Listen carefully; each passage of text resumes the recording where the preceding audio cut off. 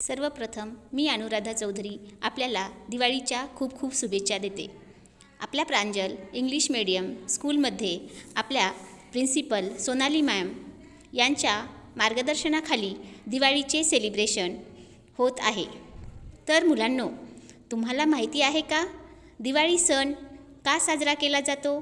दिवाळी सणात काय काय केले जाते? दिवाळीमध्ये कुठले कुठले दिवस असतात?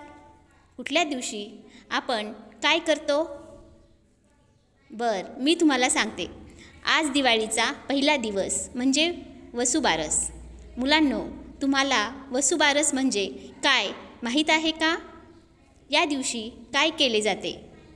गाईपासून आपल्याला काय मिळते?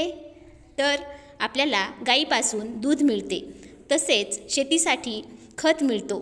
तुम्ही गाईचे दूध पिऊन सुदृढ म्हणजे स्ट्रॉंग बनतात ना।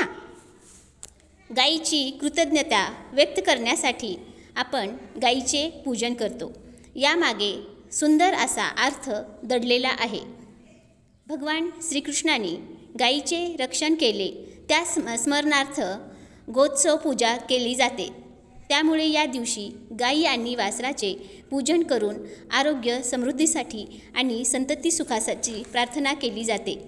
वसुबारस हा दिवाळीचा उत्साहाची सुरुवात करतो, जो अंधारातून प्रकाशाकडे घेऊन जातो। वसुबारस हा दिवाळी सणातील पहिला दिवस आश्विन महिन्यातील कृष्ण द्वादशीला साजरा करतात।